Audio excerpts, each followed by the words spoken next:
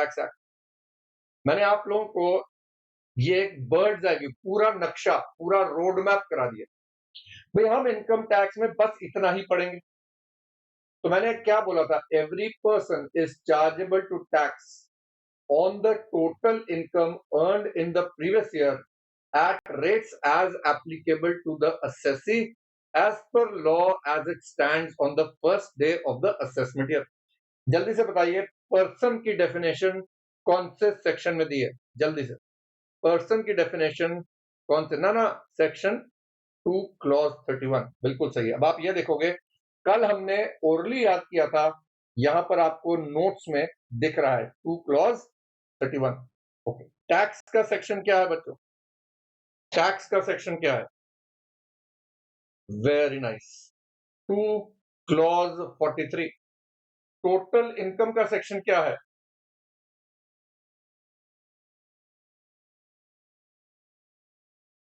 2 clause 45। Previous year क्या होता है? Very nice. असेसी क्या होता है? और असेसमेंट ईयर क्या होता है? राइट। चलिए, अब हम थोड़ा मेमोरी ट्रैक टेस्ट करेंगे। ये वाले पैराग्राफ को कौन हैंड रेस करके बिना देखे मुझे सुनाएगा? ईशा, अभी समझाया तेरे को, तेरी समझ में नहीं आया? ये देख हमारा तीसरा रूल, ईशा को HYH करेंगे सारे। मैं सबके सवाल पढ़ता हूं, मैंने क्या बोला? HYH करो सारे, ऐसे ही चीज धीरे धीरे सीखेंगे हम सारे। हाँ राइट, मैंने अभी बोला फिर नहीं सुनाई दिया। आप लोगों को लगता है डिजिटल दुनिया है, लिख देंगे क्या फर्क पड़ेगा, सर हमें जानते तो है नहीं। मैं सबको जानता हूं, नाम से जानूंगा। आप लोग, उम्मीद करूंगा आपके नंबर अच्छे आएंगे, आप लोग हमें फेस टू फेस मिलने आएंगे, रैंकर्स मीट पे आएंगे ना, या नहीं आएंगे? Right. So let us now form that bond because that bond is very important for us to study. तो जो मैं बोल रहा हूं सुनिए, focus on the topic I am teaching. मैं पढ़ा रहा हूं पर्सन, तुम पहुंच गए प्रीवियस ईयर। मैं तुम्हें याद करा रहा हूं, इसको पहले याद तो कर लें, फिर एक एक करके पढ़ेंगे ना, प्रीवियस ईयर भी पढ़ेंगे। ये देख पूरा प्रीवियस ईयर असेसमेंट ईयर का कॉन्सेप्ट है ना? सुन रहे हो ना मेरी बात? Little by little, one step at a time. चलिए नाउ आप मुझे बताओ, ये जो पूरा है, चाहे हमारी समझ में नहीं आया, थोड़ा बहुत समझ में आया, but we are now first, what did we do? We read, we understood what we are reading. What is the third stage? We have to memorise. और अभी हम मेमोराइज करेंगे and then we will learn to apply each part.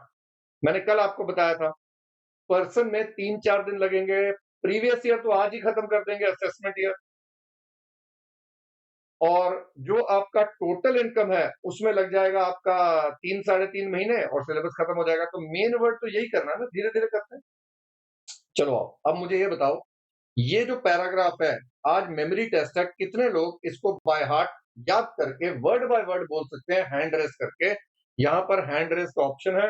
I want someone to raise the hand and recite this for me. We need to see whether we can do this or not. चलो आ जाओ, फटाफट देखो। Oh, I'm so glad to have this.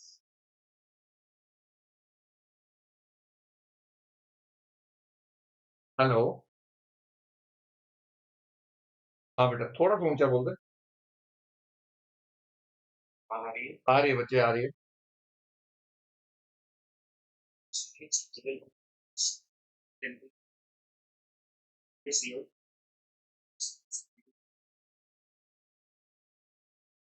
That's ऐसे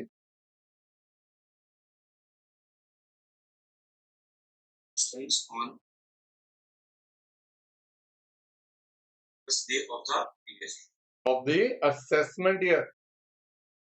very nice. क्या होता है जब हैंड रेस करते हैं, गला सूख जाता है, तुली सर से बात कर रहे हैं, but you done well, very well done बेटा, thank you for raising hand. चलो, कहां से हो दिव्यांश? राजस्थान। ओके चलो good, let me ask someone else. अरे so many people, I am so glad to hear this. ये participation will make this subject very interesting. Sir, audible? Yes, you are audible, beta. Hello.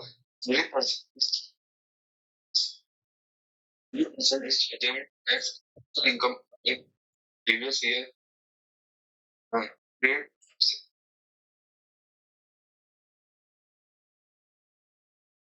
आवाज cut गई। ना बेटा break हो गया, आवाज break हो गया। चलो कोई बात नहीं, let me try someone else. कोई बात नहीं, कनेक्शन वो होगा, थोड़ा वीक होगा। Good afternoon, sir. Good afternoon बेटा। Every person is chargeable to tax on the total income earned in the previous year. Rates applicable to the SSE. This stands, as it stands on the first day of the relevant assessment. As per law, as it stands on the first day of the relevant assessment year. Very well done, Rashmita. कहाँ से हो बच्चे? शाम से। Oh wow, ये Unacademy के platform की खासियत है। देखो कहाँ कहाँ से लाइव असम से तेरी मेरी आवाज एक बार में बिना ब्रेक के जा रही है। अमेजिंग बात है। चलिए, थैंक यू बेटा रश्मिता। देख रहे हो, this is good, this is good, this is really good.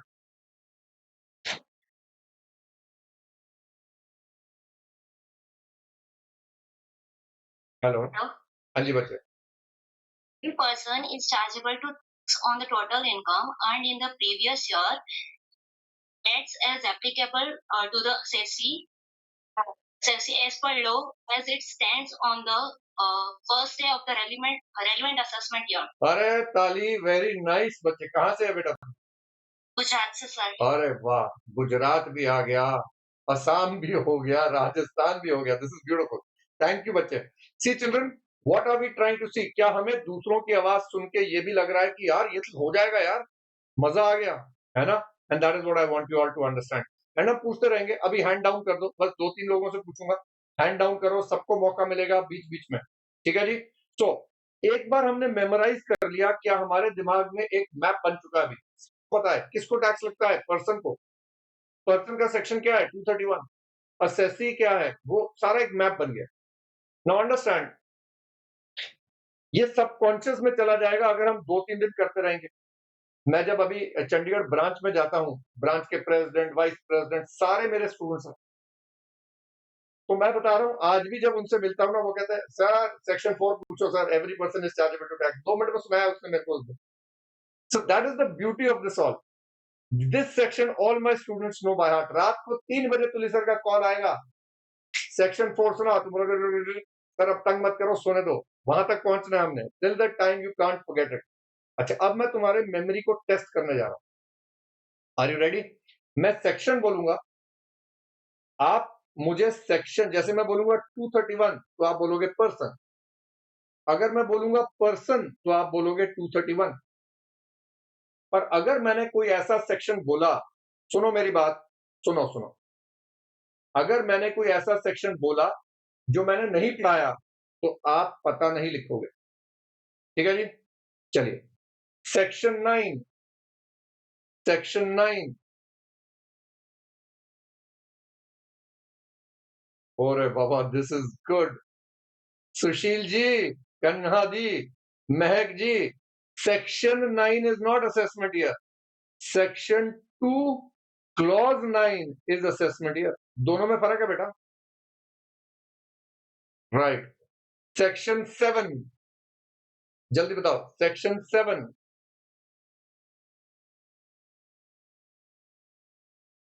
Section 2 clause 31,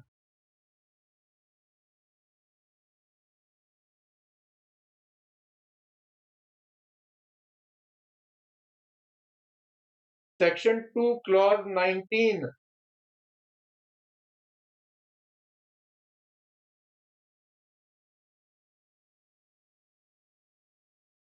section 43,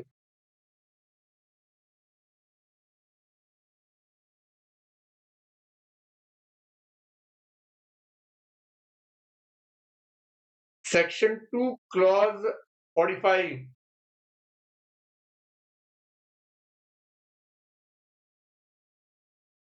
जगीशा,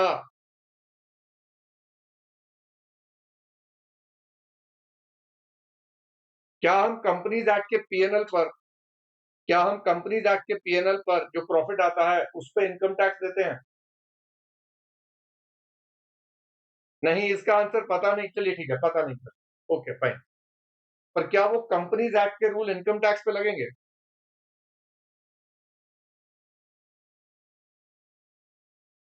अगर कंपनीज एक्ट के रूल इनकम टैक्स पे नहीं लगेंगे तो इसका मतलब क्या है कि वो प्रॉफिट हमारे लिए यूजलेस है इनकम टैक्स में। तो फिर सवाल उठता है वो हम निकालते क्यों हैं? करेंगे वो भी करेंगे। चलिए, अब हमने क्या किया? We have learn this by heart, we have learn this as well. अब आते हैं प्रीवियस ईयर और असेसमेंट ईयर क्या है। प्रीवियस ईयर और असेसमेंट ईयर क्या है? तो अगर आपके पास नोट्स का प्रिंट आउट है, आप लोग खोल सकते हो। नहीं है तो आप लोग ऑनलाइन देखिए, you can mark this letter. So we are now going to the first word. पहला कॉन्सेप्ट करेंगे of the previous year and assessment year, then we will move on to person and assessee. ये हमारे अगले 3 से 4 दिन का कार्य है, बस उसके बाद तो यही शुरू हो जाएगा, 3.5 महीने चलता रहेगा। ठीक है जी। ना, प्रीवियस ईयर और असेसमेंट ईयर क्या है?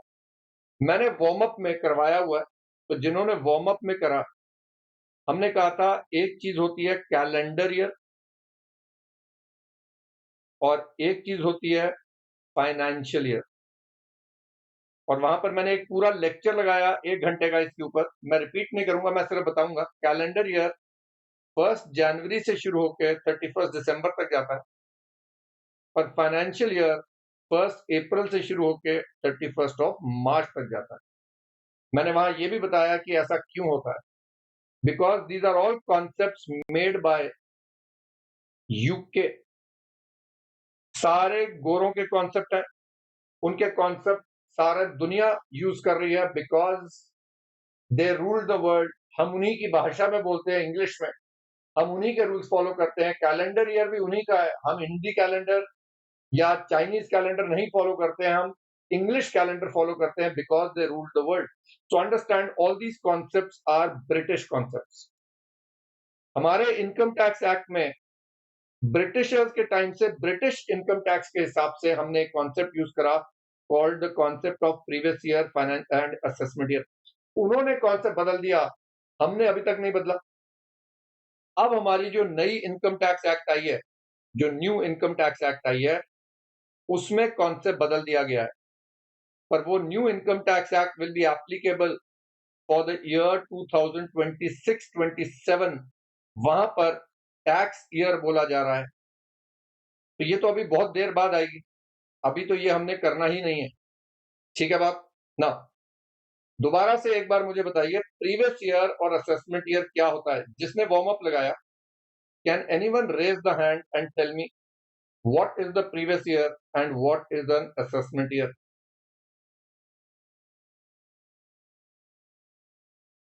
कोई है जो मुझे प्रीवियस ईयर और असेसमेंट ईयर समझा सकता है? अरे हैंड रेज हो गया, very nice, I like this batch.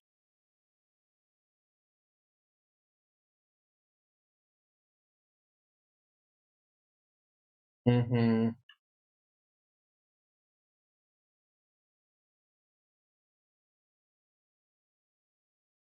Hello. हाँ बेटा, बिल्कुल आ रही है। वाह। तो अगर मैंने पैसा 1/4/24 से लेके, so the money I earned from 1/4/24 till 31st March 25, इसको बोला जाएगा टैक्स ईयर। लेकिन आजकल इसको क्या बोला जाता है? Previous year. अच्छा, ये प्रीवियस वर्ड कंफ्यूजिंग है, पर ये लोग यूज प्रीवियस क्यों बोल रहे हैं? यूज इसीलिए कर रहे हैं क्योंकि इस लेकिन हम इसे में करते नहीं हैं। मैं तो हम करंट ईयर ही मानते हैं। ये दूसरा कॉन्सेप्ट ऑफ वैसे very nice, I love the way the confidence. अरे यार, बहुत बढ़िया बच्चे, मजा आ गया। अब ये बता बच्चे, इसको दिखाना किसको है पहली बार? इस हम दिखाएंगे मुझे को। एक मिनट ताली हो जाए भाई। अरे वाह, मजा आ गया तेरी बात सुन के।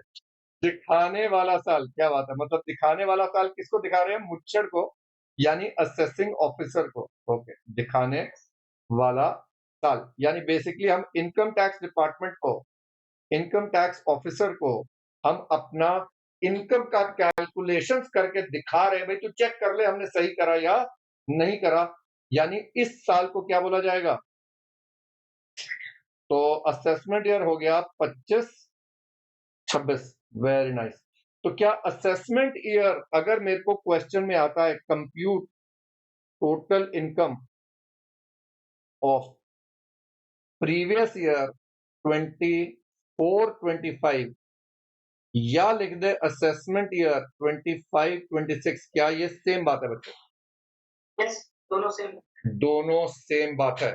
Thank you so much Arihan, that was very nice बच्चे। वेयर आर यू फ्रॉम बच्चे? कहां से? फ्रॉम छत्तीसगढ़। अरे बाबा, मजा आ गया आज। थैंक यू बच्चे, thank you. And okay, so have you all understood? जिस साल मैंने पैसा कमाया उस साल की रिटर्न ऑफ इनकम हम अगले साल भरते हैं, तो उसको बोला जाता है असेसमेंट ईयर। पर असेसमेंट ईयर अपने आप में कोई अलग साल नहीं है। अगर कल को असेसमेंट ईयर लिखा आए तो अपने दिमाग में उसको प्रीवियस, तो वर्ड प्रीवियस एक्चुअली दिखाने वाले साल से, दिखाने वाले साल से पिछले साल की दिखा रहे हो, इसलिए इसको प्रीवियस बोलते हैं। पर है ये previous year is equal to tax year, जिस साल पैसा कमाया। क्या ये बात सबको क्लियर होगी? फिर मैंने तुम्हारे साथ एक मेंटल एक्सरसाइज करी थी। अगर इनकम कमाई गई है 1/1/25 को, कौन से प्रीवियस ईयर में कमाई? जल्दी से।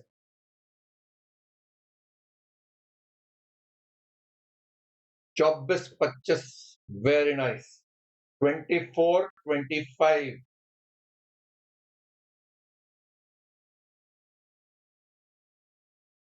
Very nice.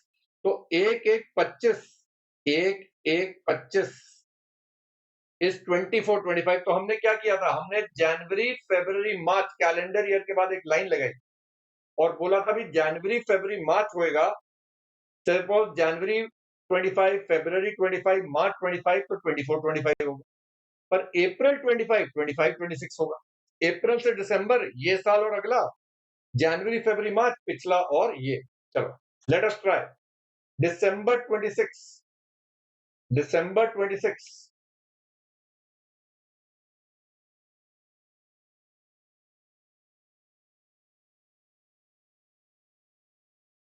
अन्य,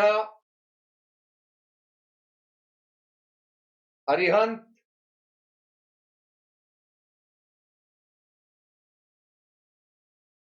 अब्दुल, तुषार, ये सही बोल रहे हैं। मैंने क्या बोला है? दिसंबर 26। तो तुम 25-26 बोली जा रहे हो। जिन्होंने 26-27 बोला वो सही है। पहले सुनो, इमेजिन करो, फिर जवाब दो, है ना? Listen, imagine, see it and then say it. Okay, चलिए दिसंबर 22, दिसंबर 22 फटाफट।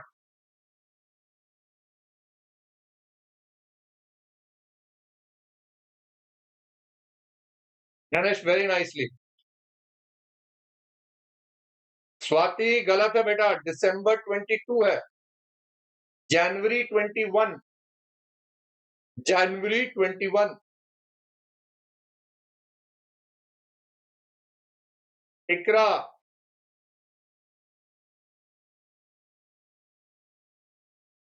Very nice, excellent. ओके, मे 24, मे 24, मे 24।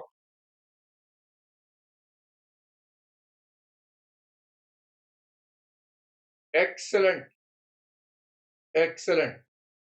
ओके, अब मैं तुम्हारे को देखो कैसे तुम्हारा ब्रेन वर्क करता है। मैंने अभी तक तुम्हें मंथ बोला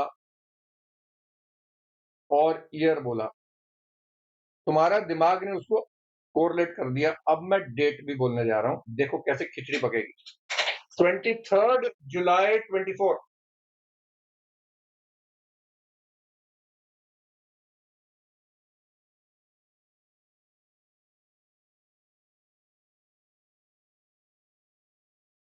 24-25, वेरी नाइस।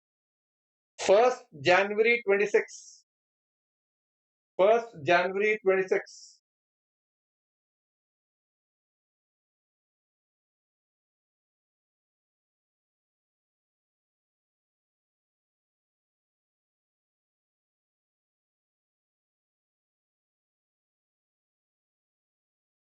अभी तेज तेज, अभी तेज तेज. Are you ready? 23rd March 27. 23rd March 27.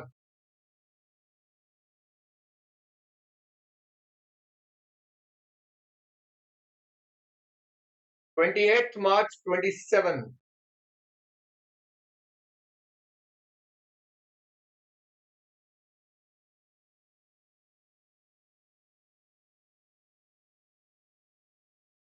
Stop. Stop. 30th March 27. जल्दी से. 30th March 27.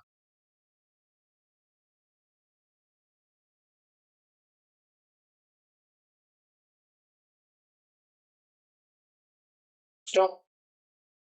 1st April 26. 1st April 26.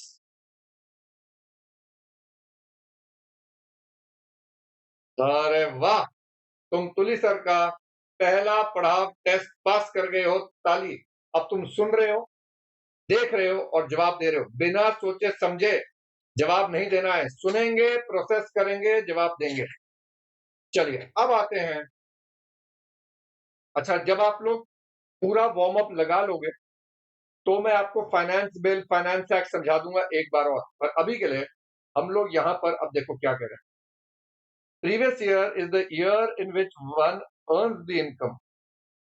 Assessment year is the one in which we file the income for the previous year is called the assessment year. क्या assessment के लिए हम दिखा रहे हैं तो मैं यहां पर हिंदी में लिखता हूं, आप भी लिखेंगे और मेरे बच्चे नोट्स लेके बैठेंगे.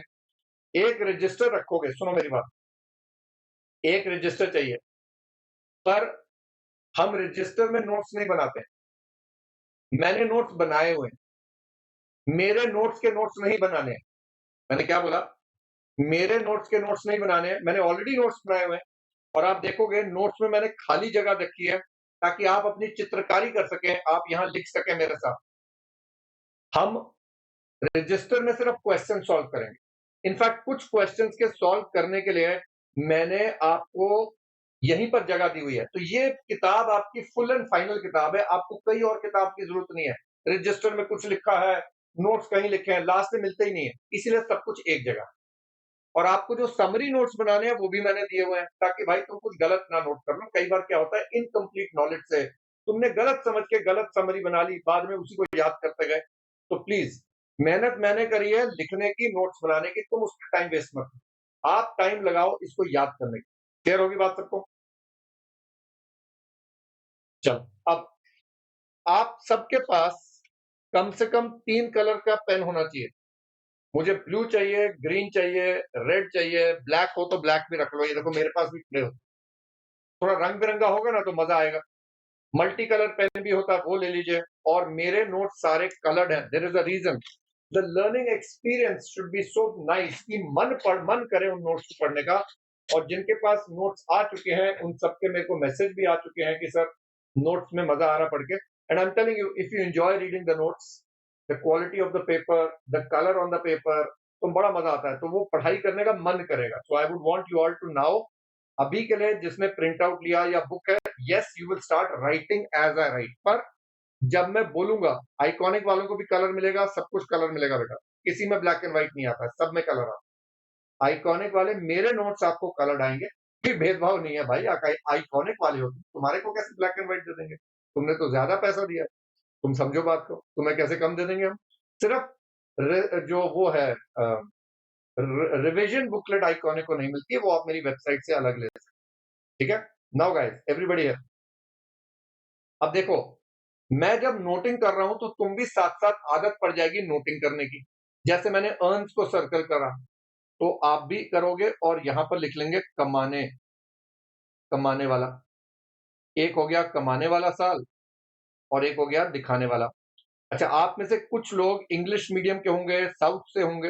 Don't worry, I will be using English and Hindi. तो आपने देखा यहां पर मैंने इंग्लिश में लिखा, साथ हिंदी में लिख दिया. तो दोनों तरीके से चलेंगे. ठीक है बात? चलो लिख लिया सबने, चलो साथ साथ। अब आपकी स्पीड ऐसी होनी चाहिए, धीरे धीरे आदत पड़ जाएगी, जैसे मैं लिख रहा हूं तुम भी लिखते जाओगे। Thus, the income of the previous year is offered for tax and charged in the next year called the assessment year. Certain exceptions are there which we will do in module 2 last chapter. अभी लिखना बंद करेंगे, अभी लिखना बंद करेंगे। अब यहां पर हम लिखेंगे 1424। मैं जब बोलूंगा तब लिखेंगे, अभी पहले सुनो। और ये आ गया 1425 एंड दिस इज 31st मार्च 26। ठीक है जी। अब वर्ड आएगा relevant previous year. Relevant relevant previous year मतलब हम जिस साल का लॉ पढ़ रहे हैं। 24-25 का लॉ अलग है, 25-26 का लॉ अलग है, 26-27 का तो बिल्कुल ही अलग होने वाला है क्योंकि नई एक्ट आ जाएगी। हम कौन से ईयर का लॉ पढ़ रहे हैं? वो है 24-25। रेलेवेंट असेसमेंट ईयर क्या हो गया मेरा? रेलेवेंट असेसमेंट ईयर क्या हो गया बेटा? 25-26।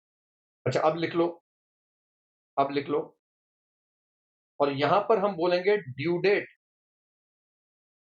Of filing return. रिटर्न का मैंने तुम लोगों को वार्म अप में कराया हुआ है, तो एक बार वार्म अप खत्म करोगे ये बातें और क्लियर हो जाएंगी।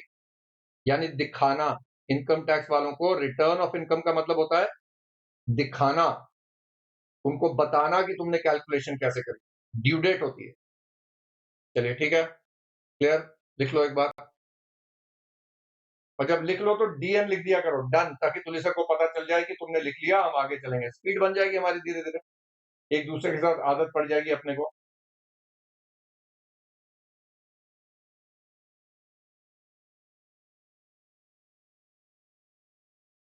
ना, अब आते हैं आईसीएआई अपने को जो पेपर दे रहा है। एक पेपर आएगा मई 25 का, एक पेपर आएगा, चलिए मई को यहां ले लेते हैं, मई 25 का पेपर आएगा, सितंबर 25 का पेपर आएगा, और जनवरी 26 का पेपर आएगा। ठीक है जी। अब मई 25 में हमारा साल अपने दिमाग में याद रखो कौन सा खत्म हुआ है? 24-25। ठीक है ना? यानी यहां पर 1 अप्रैल 25 शुरू हो जाएगा और ये जाएगा अप टिल 31 मार्च 26।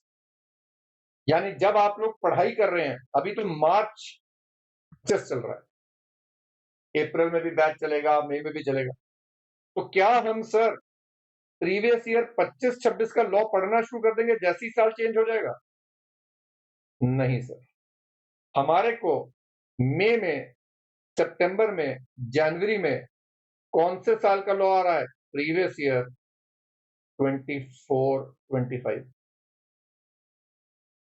क्लियर है बात? सबको क्लियर है? अब जो मैंने नोट्स लिखे हैं, ध्यान से सुनिए मेरी बात। नोट्स जो लिखे हैं, नोट्स वर पब्लिश्ड इन नवंबर 24। यहां पर लॉ जो था, जितना भी लॉ था उस समय तक का, तभी तक का हो सकता है, उसके बाद का तो हो नहीं सकता। सिमिलरली आईसीआई पूरी किताब छाप देती है, आपको मॉड्यूल्स दे देती है। अब क्या होता है, आईसीआई एक सप्लीमेंट्री अपडेट्स का एक सप्लीमेंट्री आईसीआई रिलीज करता है। आईसीआई रिलीज करेगा सितंबर के लिए अलग, और एक करेगा अपडेट्स जब जनवरी आएगा, अपडेट्स फॉर जनवरी 26।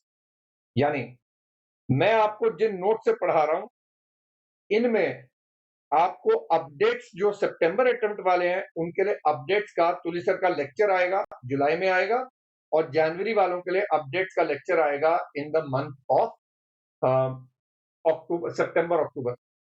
और ये लेक्चर्स आपको वेबसाइट पे मिल जाएंगे दोनों।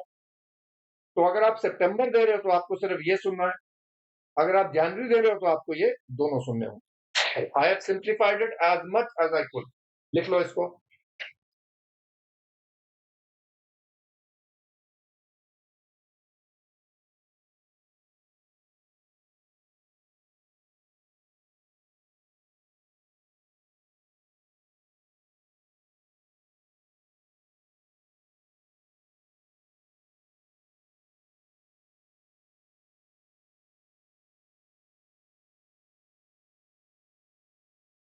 नाउ यस इकरा, May 26 में प्रीवियस ईयर बदल जाएगा। जब May 26 आएगा तो प्रीवियस ईयर 25-26 हो जाएगा। रेट्स ऑफ टैक्स पूरा नहीं बदलेगा, कुछ रेट्स ऑफ टैक्स बदलेंगे, कुछ अमेंडमेंट्स आएंगी। अगर आप अभी पढ़ाई कर रहे हो तो जो मई, चलो ये भी लिख देते हैं आगे, अब यहां पर चलते हैं। जो May 26 के लिए पढ़ रहे हैं उनको आएगा प्रीवियस ईयर 25-26। तो जनवरी 26 में मेरी अमेंडमेंट्स का सेशन आता है, यानी जिन्होंने पीछे पढ़ा उनको सिर्फ अमेंडमेंट्स करनी होती हैं और वो जनवरी के लिए, वो मई के लिए भी तैयारी हो जाएगी। Yes, these notes are in master set on the side. ठीक है, तो आप मई के लिए भी पढ़ रहे हैं तो मई के लिए भी मेरा अमेंडमेंट्स आएगा जनवरी में, और आप जो भी 3-4-5 पेज का अमेंडमेंट्स होता है वो कर लेंगे तो आपका वो भी क्लियर हो जाएगा। पूरा एक्ट नहीं बदलता है। हाँ, जो लोग May 27 के लिए जा रहे हैं भाई, उनको तो मैं बोलूंगा अभी पढ़ाई शुरू मत करो, क्योंकि उनके लिए तो नया एक्ट आ जाएगा, उनके लिए तो नया इनकम टैक्स एक्ट आ जाएगा। अभी 26 में कोई दिक्कत नहीं। ठीक है, May 26, सितंबर 26 एंड जनवरी 27 कोई प्रॉब्लम नहीं है, अमेंडमेंट के साथ चल जाएगा काम। चलो, क्लियर है बात सबको? आई होप एवरीवन क्लियर, कोई दिक्कत नहीं है इनमें, डाउट नहीं रहना चाहिए कुछ भी। चलिए, अच्छा, प्रीवियस ईयर क्या 12 महीने का होता है? Is a previous year for 12 months, is a previous year for 12 months. पता नहीं। Okay, previous year starts from April and ends in March, तो क्या बेटा 12 महीने का होगा?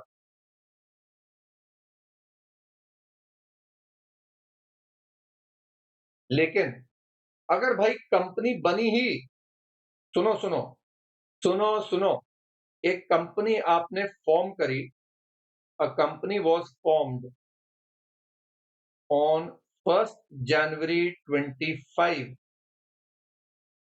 अब ये कंपनी कहती है भाई हम 31/12/25 तक का जितना इनकम है एक ही बार में दिखाना चाहते हैं, तो क्या ये दिखा सकते हैं? No sir, no. तो क्या सर इनको यहां पर 31 मार्च 25 तक का ये 3 महीने का अलग दिखाना पड़ेगा, और उसके बाद जो उन्होंने कमाया 1/4/25 से 31 मार्च 26 तक का अलग दिखाना पड़ेगा? अच्छा, तो क्या जो फर्स्ट प्रीवियस ईयर है इस कंपनी का, first previous year, is it less than 12 months?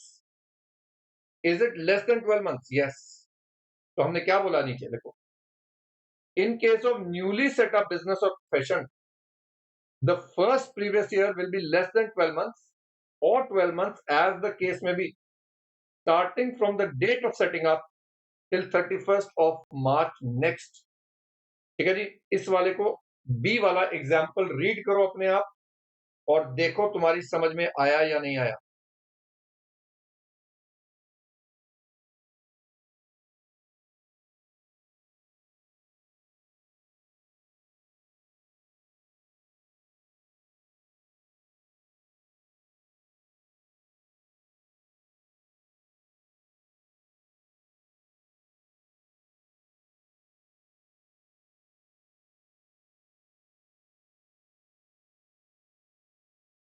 Done, okay.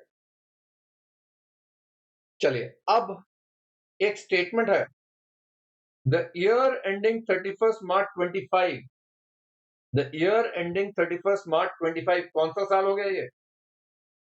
24-25 is both an assessment year as well as a previous year.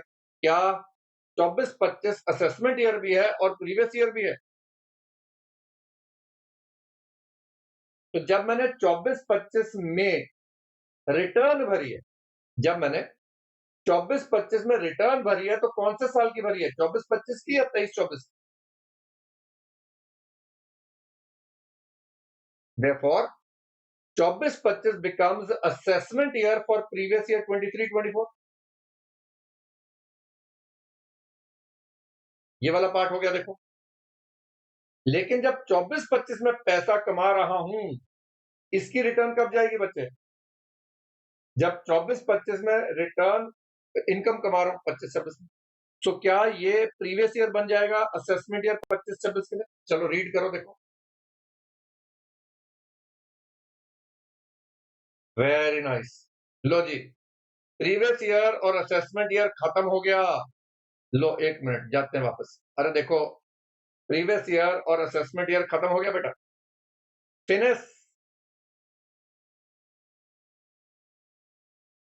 अब हम पकड़ रहे हैं वर्ड पर्सन और असेसी, इस पे 3 दिन लगाएंगे, ठीक है जी।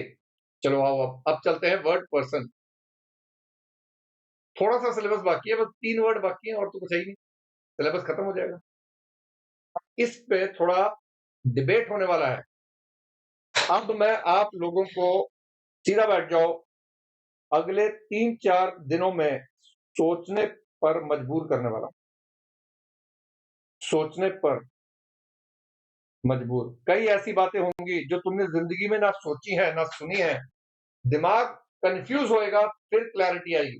There is clarity when you are confuse, if you never been confuse, इसका मतलब है कभी सोचा ही नहीं है। जब सोचा ही नहीं है तो क्लैरिटी किस बात की है? फिर तो बेटा अनाड़ी के पास भी क्लैरिटी है, उसको भी कंपनी उतनी आती है जितनी तुमको आती है ना। अब मैं तुम्हें 4 स्टेप्स में समझाऊंगा, सुन लो पहले मेरी बात, फिर बाद में बोलोगे सर आप बताते नहीं हो।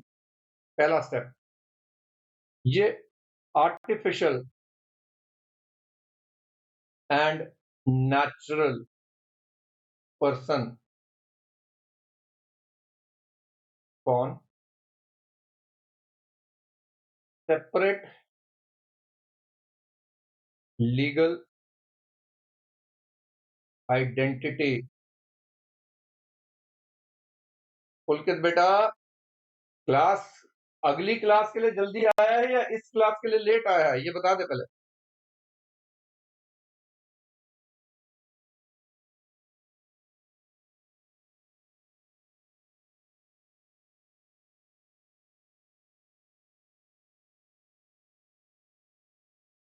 हाँ, at least Pulkit has replied and I am happy. See, यही एक रिश्ता है जो हम बना रहे हैं। कई बार बच्चे कहते हैं तुली सर मैं क्लास में आया, आपने डांट दिया, मैं निकल गया। तो भाई नमस्कार, अब ये बच्चा आया, इसने मेरे को बोला सर मैं लेट हो गया, तो ये बात बिल्कुल सही है। ऐसा तो क्लास में भी आते हैं, सर लेट हो गया प्लीज आने दो, तो मैं आने देता हूँ। ये रिश्ता बना के रखना बच्चों, एक दूसरे से बात करेंगे, we will respect each other and I am telling you learning will be fun. ठीक है, good boy Pulkit, I like the reply. तूने रिप्लाई करा ना भी करता तो मेरे को कहां पता चलता, but this is the bond we are trying to make. ठीक है, ऑनलाइन तो है ही नहीं है क्लास, ये फेस टू फेस क्लास है, समझ गए? अरे सुन रहे हो मेरी बात? तुम मेरे बच्चे हो और मेरा कार्य है तुम्हें वहां तक पहुंचाना, तुम्हारा कार्य है विश्वास रख के मेरे साथ मेहनत करना, बस दैट्स इट। चलाओ, how is it different from artificial concept? चलो अभी पहले ये पढ़ेंगे, देन हाउ मेनी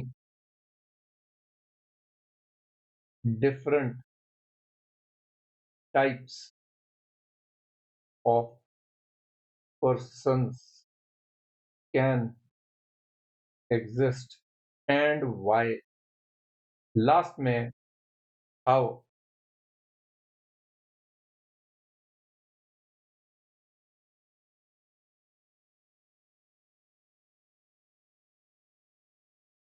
चिराग कौन सा सी पॉइंट बेटा? और जब बच्चे, कौन सा सी पॉइंट?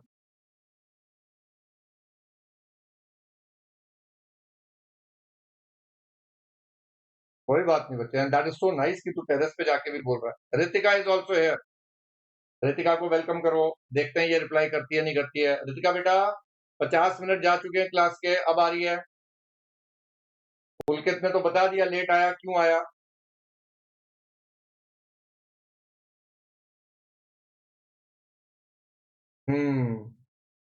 लैग नहीं है, मैं यही हूं।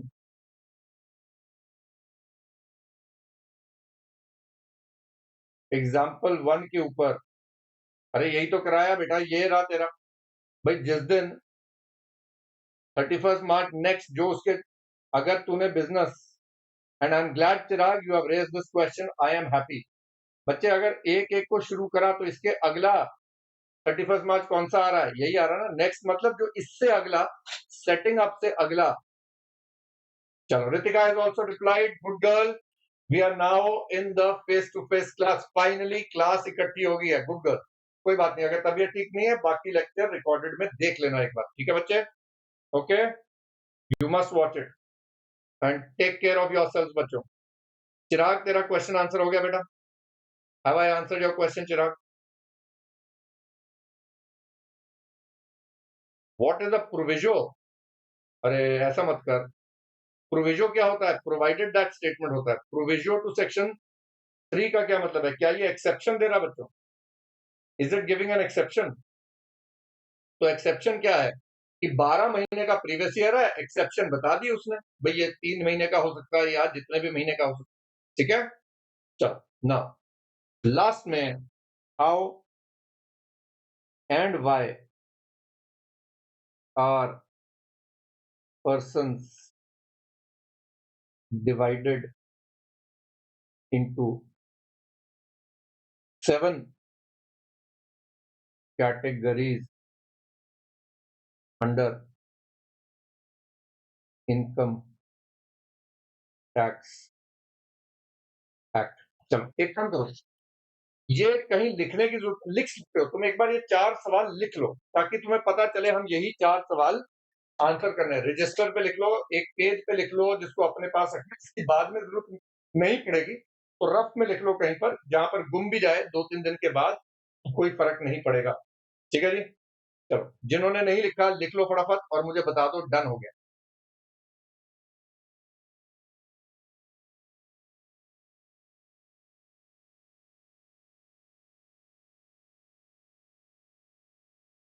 अच्छा, हाँ, good Kareena, we are learning to deal with each other, absolutely, I am waiting for you.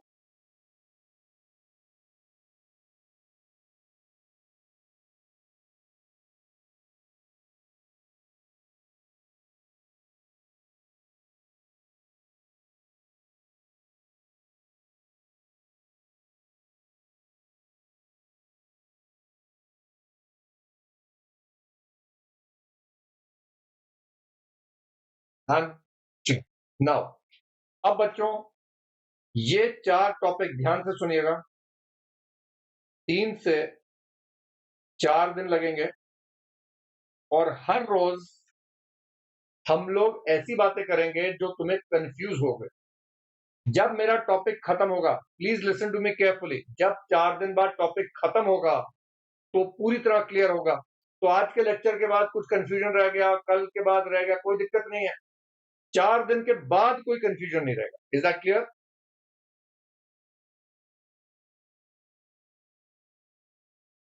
और जो बात आज कंफ्यूजन में रह जाएगी आप उसके बारे में सोचोगे, मैं तुम्हें बताऊंगा, होमवर्क दूंगा, क्या सोच के आना है, सोचने का होमवर्क दूंगा आज। सही है? चलिए अब पहले वाले में बात करते हैं।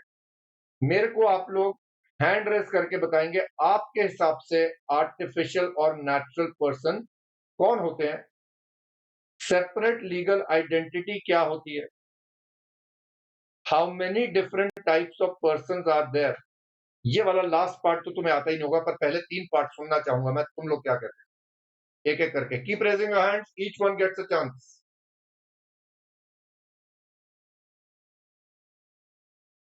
है, वेदु डिक्लाइन कर दिया।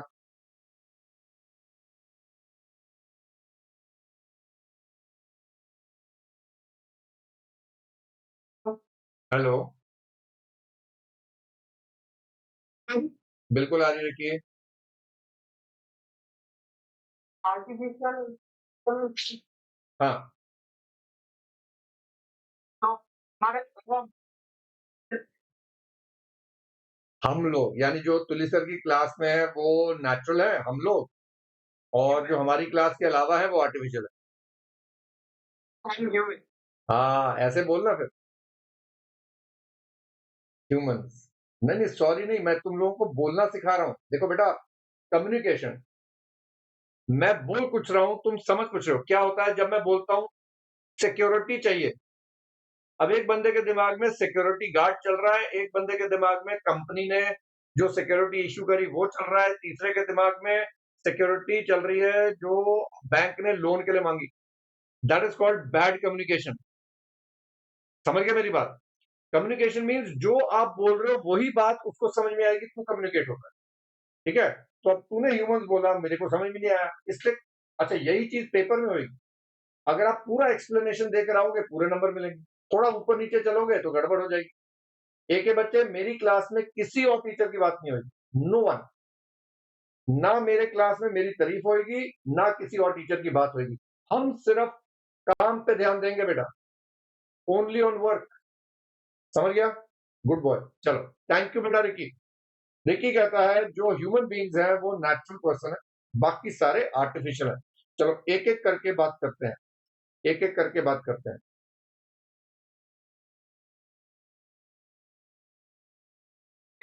हेलो, हाँ सर, आवाज आ रही है? बिल्कुल आ रही है। Sir artificial and natural person, sir natural person तो ह्यूमन बीइंग हो हाँ, और उनको छोड़ के जो आर्टिफिशियल जो नहीं बस ये सोचने की मतलब टाइम नहीं जैसे तो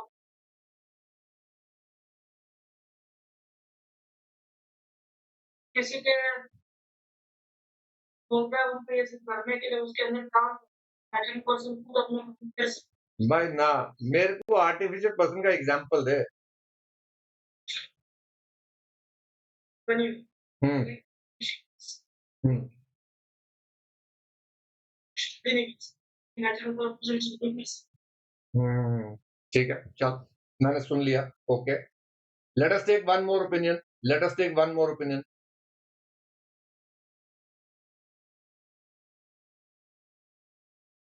hello, hello, good afternoon sir. Good afternoon बच्चे, वेयर आर यू फ्रॉम, पहले ये बता चल। Sir, sir I am from Bihar. Okay, and Bihar में कोई स्पेसिफिक सिटी बता देना। Yes it's just Chhapra. Oh very nice, चलो बताओ। हाँ जी बताओ, आपके हिसाब से क्या है? Yes sir, the natural person means वो जो नेचर के द्वारा क्रिएट किया गया है, लाइक ह्यूमन बीइंग। और वेरी नाइस, आर्टिफिशियल पर्सन वो पर्सन जो लॉ के द्वारा क्रिएट किया गया है। फॉर एग्जांपल कंपनी हो गया और फॉर्म वगैरह जो बनाए जाते हैं। Very nice, I think a beautiful answer. Kareena, ये आंसर कहाँ से पढ़ा, पहले ये बताओ। सिर्फ मतलब आर्टिफिशियल पर्सन तो सर ने फाउंडेशन वगैरह में जो पढ़ा है, लाइक कंपनी का रेफरेंस लॉ में थोड़ा सा वेरी नाइस, चलिए एक ताली हो जाए। करीना का आंसर मुझे बहुत पसंद आया, इट इज वेरी वेल बोलना बहुत अच्छा था, थैंक यू बच्चे। Anyone who thinks he can explain it better, एक और स्टेप किसी को है, बाकी सारे हैंड डाउन कर दो। जिसको लगता है वो इससे बेटर आंसर दे सकता है वो हैंड रेस करेगा या करेगी।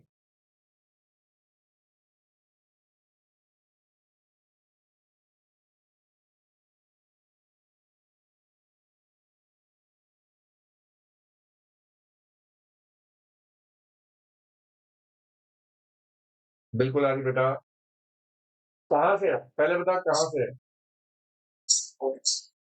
और मतलब guys, I don't know if you appreciate this as a teacher. I am sitting in Chandigarh, कोई असम से है, कोई उड़ीसा से है, कोई गुजरात से। एक इस प्लेटफॉर्म के लिए ताली मारना बनता है जो लाइव ये देख रहे हो, एकदम से रियल टाइम है। And let me assure you, मैंने बहुत प्लेटफॉर्म से पढ़ाया पर ऐसा रियल टाइम एक्सपीरियंस कहीं नहीं है। That is why I love this platform. तुम लोगों के साथ ये जो बातचीत हो पा रही है ये हो ही आ सकती है। Very good, very good. चल बेटा बता, कहना। हाँ जी,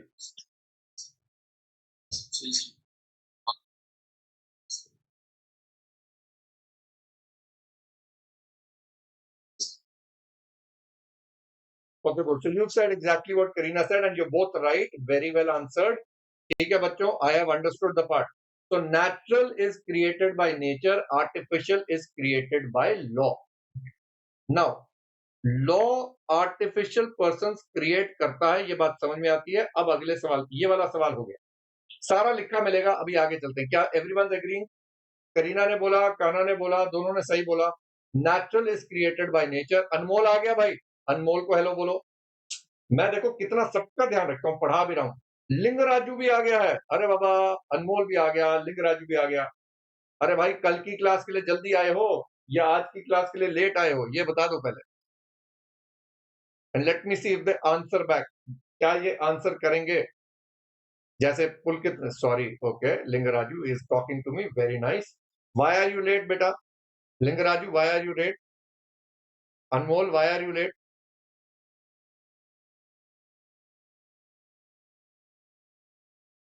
बताओ बच्चों, ये फेस टू फेस क्लास चल रहा है।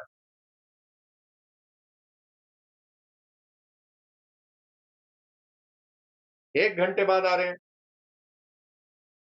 हाँ, आज हमने कुछ बहुत अच्छी बातें करी हैं। पहले 1 घंटे में हमने क्लास के रूल्स बनाए हैं। हर बच्चा वो सारे रूल्स देखेगा। शुरू से आप लोगों ने अगर नहीं देखा, आप लोग देखोगे एंड उसको फिर फॉलो करेंगे। But I am so glad आप लोग बात कर रहे हैं। Now this is the good part and I hope the others in class are not minding. मैं बीच-बीच में, देखो मेरे लिए एक-एक बच्चा इम्पोर्टेंट, ऐसा नहीं है कि झुंड में आगे 300-400 बच्चा पढ़ा रहा हूँ, चक्कर ही कोई नहीं है ना। Every one of you is going to be a chartered accountant, and every one of you is going to take the name of this profession forward. It is my job to ensure each one of you gets the training. So अगर आप late आ रहे हो, आप मेरे से बात कर रहे हो, क्लास में एक माहौल बनता है teachers room. So I hope everyone is comfortable. किसी को ऐसा तो नहीं लग रहा टाइम वेस्ट हो रहा है? लो जी, अनमोल किसी और लाइन पे चला गया। चलिए, now guys, let us now go to the next part. What is separate legal identity? What is separate legal identity? अब जिनको ये बात के बारे में पता है वो हैंड रेस करके बताएंगे। पहला वाला पार्ट हो गया, natural is created by nature and created by law. ये लॉ बताता है, ये नेचर बनाता है। ठीक है, ये बात समझ में आ गई। अब आगे चलते हैं। Devvrat has raise the hand.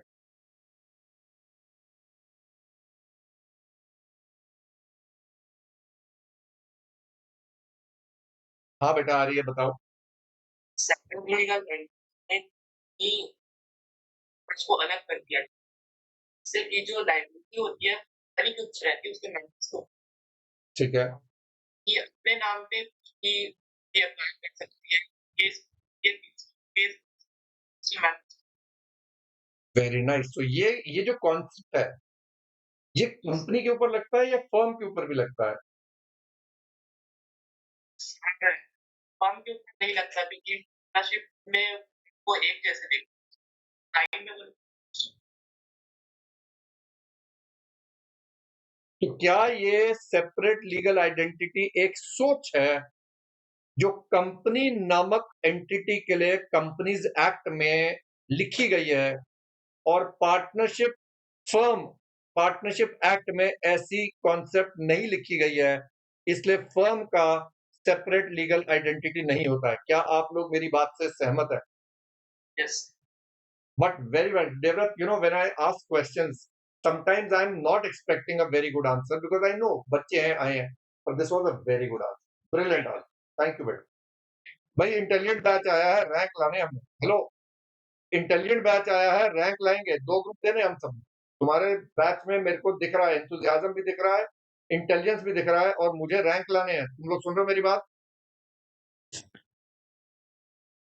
हाँ, और रैंक लाने के लिए सर नीचे करके अपने आप को हीरो नहीं समझना है, गॉड गिफ्ट टू मैनकाइंड नहीं समझना है। अरे मैं ही हूं बस, ये नहीं। सर नीचे रख के little by little knowledge gain करेंगे। कुछ नहीं आता है। सबसे पहला step to learning is accepting I don't know, and what I am trying to search for you is the beautiful part. You are giving me some good answers, तुक्के नहीं मार रहे हो। Right, be scared but be prepared. Tanushree को ये बात समझ में आ गई। अब ये बताइए, क्या कंपनी एक आर्टिफिशियल पर्सन होती है? क्या कंपनी एक आर्टिफिशियल पर्सन होती है? क्या फर्म भी एक आर्टिफिशियल पर्सन होती है? क्या कंपनी और फर्म दोनों आर्टिफिशियल पर्सन? तो क्या कंपनी नामक सोच, मेरी बात ध्यान से सुनिएगा, क्या कंपनी नामक सोच कंपनीज एक्ट से आई है, और पार्टनरशिप फर्म नामक सोच पार्टनरशिप एक्ट से आई है?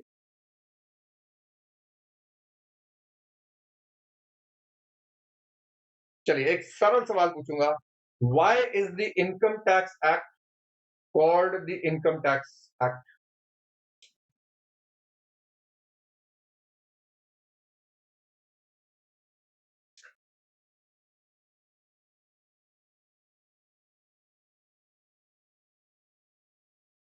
No.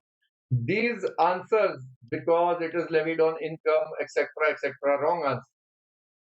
It's a title given to the act. Where is it given? तो मैंने आप लोगों को ये इनकम टैक्स एक्ट दिखाई, स्क्रीन दिख रहा है मेरा? ये क्या लिखा है? Short title, extent and commencement. पढ़िए जरा क्या लिखा है। This act may be called the income tax act. चलिए आप जल्दी जल्दी से बताइए, as CA students, why is the income tax act called the income tax act? जल्दी से, why is the income tax act called the income tax act? Law में नहीं लिखा हुआ, ये लॉ कौन सा भैया, पूरा क्लियर करो। As per section 1 sub section 1 of the income tax act, it is going to be called the Income Tax Act 1961. Right. Sir जो अभी नया इनकम टैक्स एक्ट आया, उसको इनकम टैक्स एक्ट ही बोलेंगे या उसको आयकर एक्ट भी बोल सकते हैं? सर अभी नया एक्ट आया ना सर, सर उसका क्या नाम है, उसको क्या बोलेंगे सर?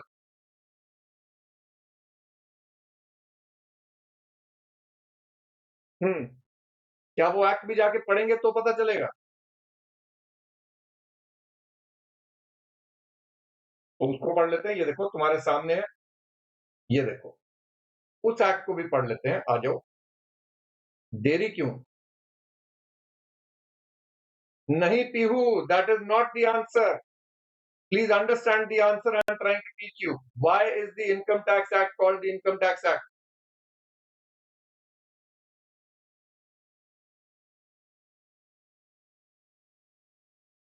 चलो कोई बात नहीं, जब स्क्रीन शेयर होता है तो कई बार आ जाता है लैग, कोई बात नहीं, कोई बात नहीं, मैं यही हूं, मैं कहीं नहीं जा रहा। चलो अब बताओ मुझे, क्या ये नया इनकम टैक्स एक्ट में भी यही लिखा है? दिस एक्ट में भी called the income tax act 25? Nandini, wrong answer. देखो बच्चों, you have to slowly move away from logic to logic। तुम लोग सुन रहे हो मेरी बात? ये भूल जाओ आज की बात, stop explaining it to me. अच्छा ये बताओ, आपके घर पे अगर कोई हेल्प है, सर्वेंट है, आपके घर पे अगर कोई हेल्प है, सर्वेंट है, क्या वो आपके रिलेटिव्स होते हैं?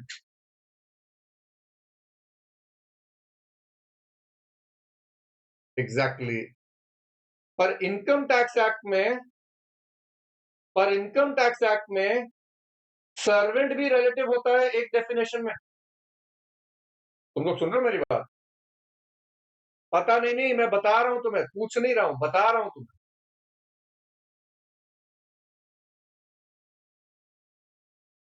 वहां बैठ कर सर ये क्या बात हुई, सर्वेंट कैसे रिलेटिव हो गया? क्योंकि लिख दिया उन्होंने, है तो है। अभी क्यों लिखा वो बात की बात करेंगे। So you will not tell me Income Tax Act as called Income Tax Act because it is levied on income. That is the wrong answer. It is called the Income Tax Act because it is said so in section 1, subsection 1 of the Income Tax Act, क्योंकि लिखा है। आज के बाद एक word बड़ा important हो गया है, क्योंकि लिखा है इसलिए है। चलिए, why is the company called a company? चिराग बेटा, हिंदी में आयकर भी लिख सकते थे, आयकर इज ऑल्सो इनकम, तो हम आयकर एक्ट भी लिख सकते थे, पर नहीं लिखा ना, इनकम टैक्स एक्ट लिखा, अंग्रेजी में लिख रहे हैं। मुझे लगा था कि अभी जब नया एक्ट आएगा भाई हिंदी में शिफ्ट हो जाएंगे, आयकर एक्ट आएगा, पर नहीं आया, वो भी अंग्रेजी में चल रहा है। चलिए जल्दी से बताइए, why is the company called a company?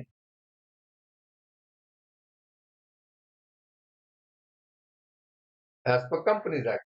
Why is the director of a company called a director and why is a shareholder called a share holder?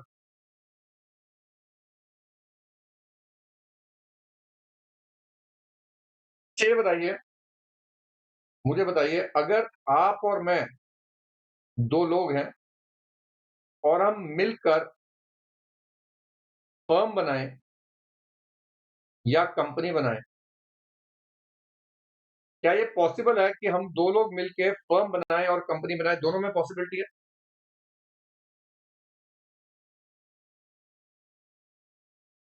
तो अगर हमने फर्म बना ली एक्स वाई एंड सन्स और यहां company बना ली x Y and sons, इसके and पे private limited आएगा। इसके एंड पे प्राइवेट लिमिटेड क्यों आएगा और इसके एंड पे प्राइवेट लिमिटेड क्यों नहीं आएगा?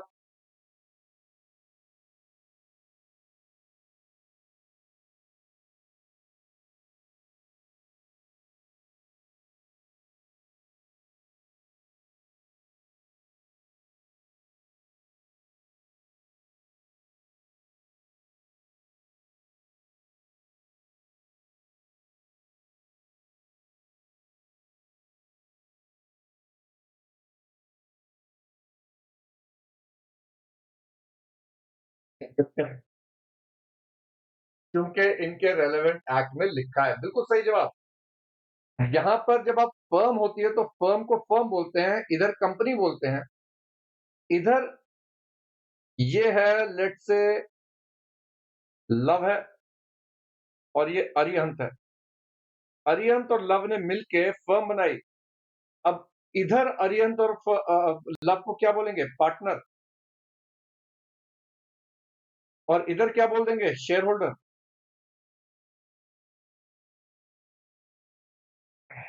मेंबर नहीं बोलेंगे, शेयर होल्डर बोलेंगे।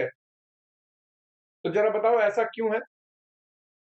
जरा बताओ ऐसा क्यों है? लव और अरिहंत तो लव और अरिहंत है, वहां पार्टनर बोल रहे हो, यहां उसको शेयर होल्डर बोल रहे हो। एक्ट में लिखा है। चलिए, ये जो बात अभी आप लोग मुझे बता रहे हैं, क्या पहले ये क्लियर हुई थी या आज ही सोच के आज ही क्लियर होगी? बिकॉज लॉजिकल बात। क्या पहले की क्लियर थी या आज भी क्लियर हुई? ये बताइए।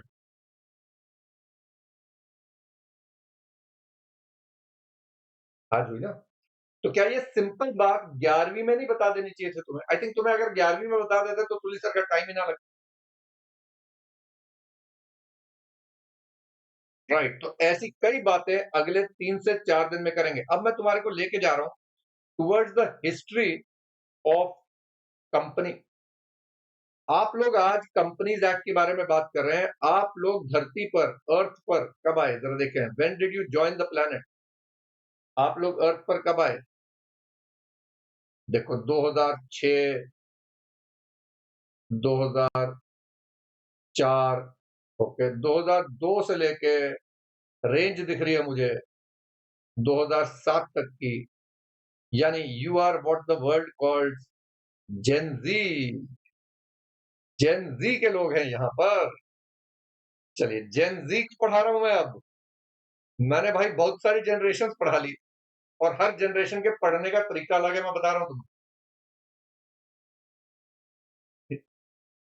हम्म, चलिए आइए ना। आपको ये पता हो कि बड़ी बड़ी हैरानी होगी आपको।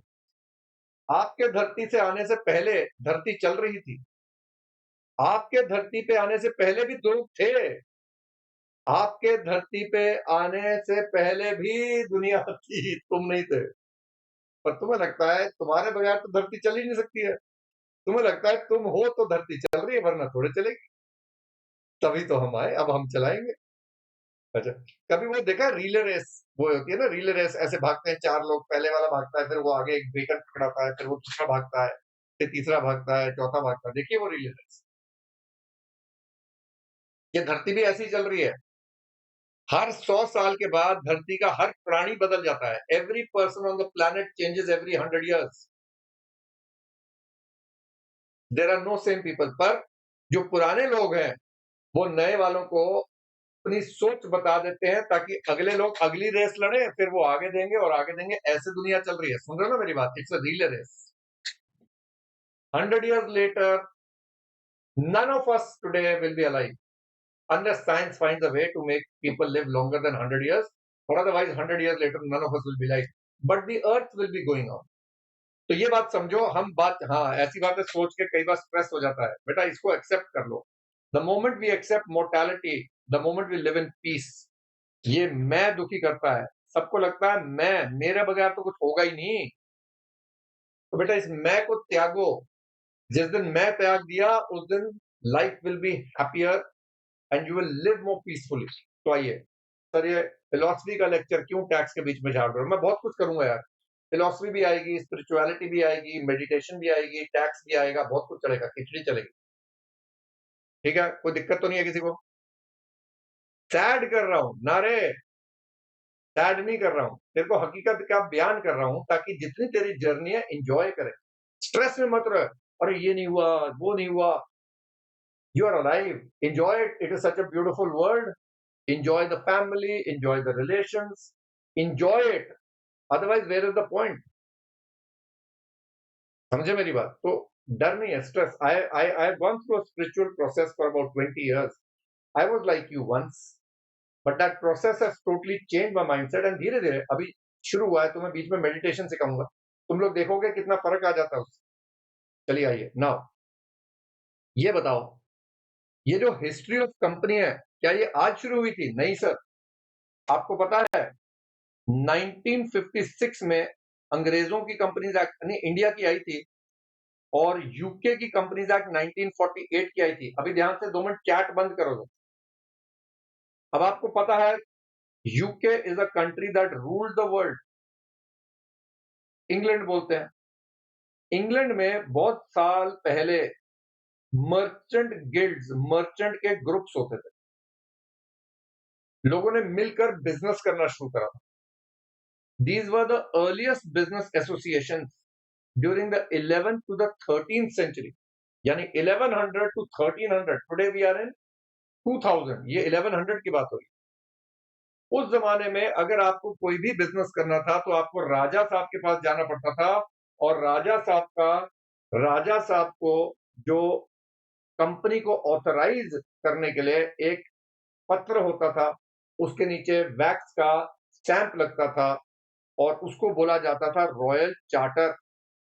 क्या बोलते थे? चार्टर। समझ गए?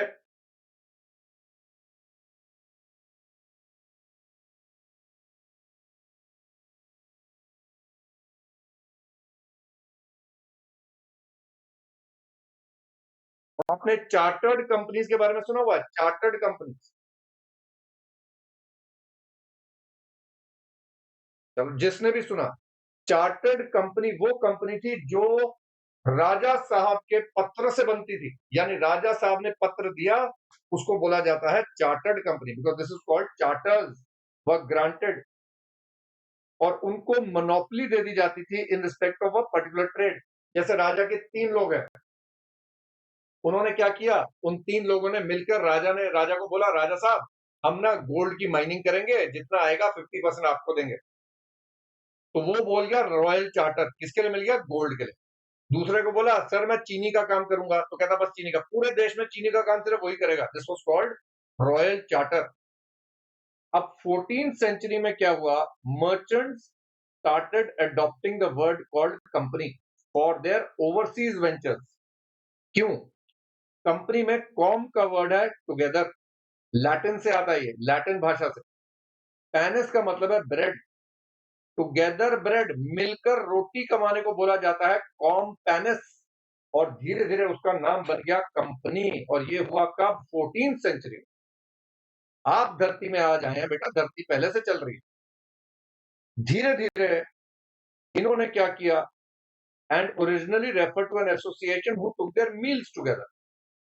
Bye the close of the 16th century royal charter were issued which granted monopoly of trade to members of the company over a territory। अरे ऑडेसिटी देखो, ऑडेसिटी। राजा साहब कह रहे हैं इंडिया तेरा, साउथ अफ्रीका तेरा, अफ्रीका तेरा। तुम सुन रहे हो, देख रहे हो? एक कंपनी को बोला इंडिया तेरा, और उस कंपनी का नाम हमें पता है, ईस्ट इंडिया कंपनी कहते हैं। राजा साहब ने एक साइन कर दिया और बोला, ईस्ट इंडिया कंपनी को बोला जाओ, भारत देश तुम्हारा। तुम देख रहे हो, ऑडेसिटी देख रहे हो? और आज हम उसी कंपनी के नाम से अपने देश को बुलाते हैं, तो मेरे को तभी ये बात भाती है कि हम अपने देश को भारत बोलना शुरू करें। हम अपने देश को भारत इसलिए बोलेंगे क्योंकि इंडिया भी बोल सकते हैं, पर मेरा ऐसा मानना है कि हमारा ओरिजिनल देश का नाम भारत ही था। ये इस कंपनी के नाम से आपका नाम बन गया। इन्होंने आप पे 300 साल राज किया। तो my opinion says, and this is just my opinion, please take it as an opinion, we should not call ourselves by a name which belonged to a company that ruled us for 200 to 300 years. But चलिए, हमारे constitution में लिखा है India that is Bharat, तो हमारे देश का नाम इंडिया भी है, भारत भी है। तो चलिए, जो आप चाहेंगे वो बोलेंगे, पर आपको समझ में आई क्या हो रहा था? अब 1653 में क्या हुआ? अब जैसे ईस्ट इंडिया कंपनी थी, वो क्या करती थी? पहले इंडिया में ट्रेड करने आई थी। इंडिया से कॉटन लेके जाके अमेरिका, यूके में बेचती थी।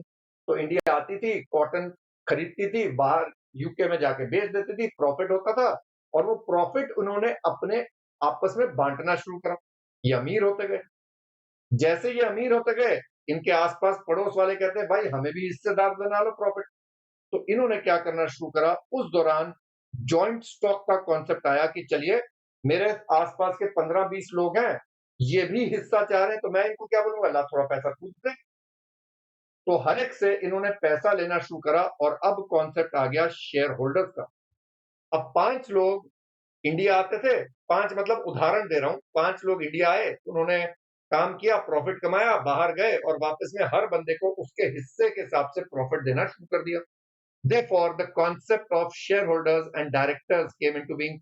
जो काम कर रहे हैं वो डायरेक्टर हो गए, जो बैठे पैसा कमा रहे हैं वो कौन हो गए? Share holder.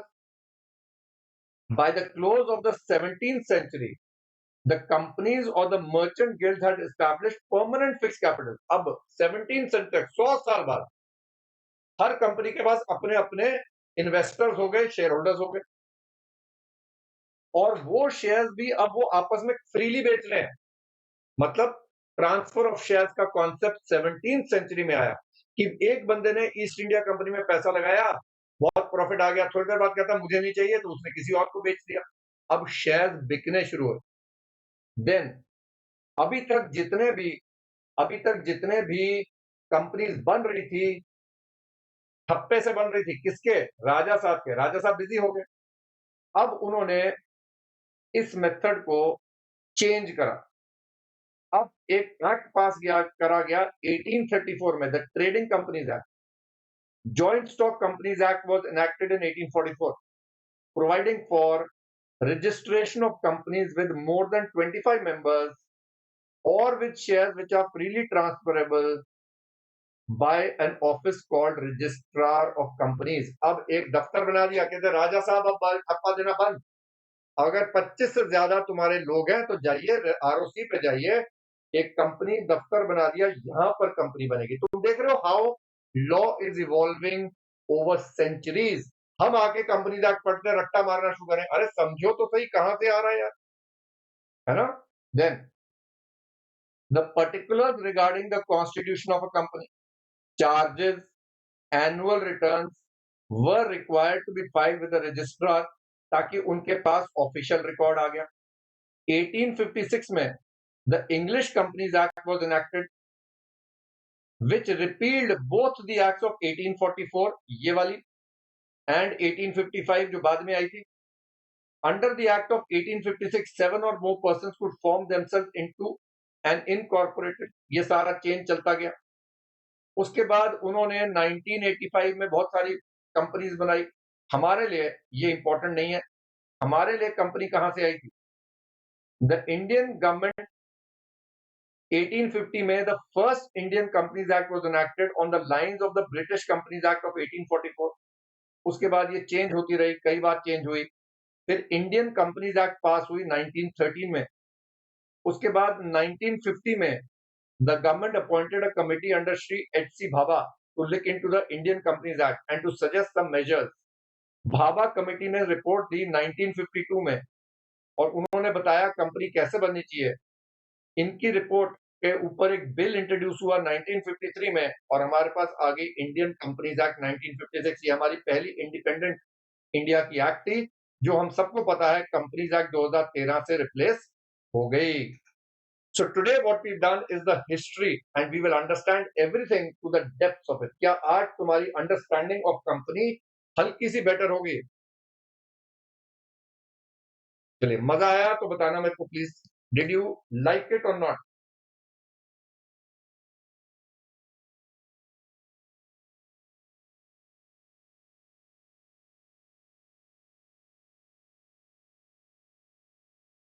चलो, good. Now we meet day after. Tomorrow is Holi.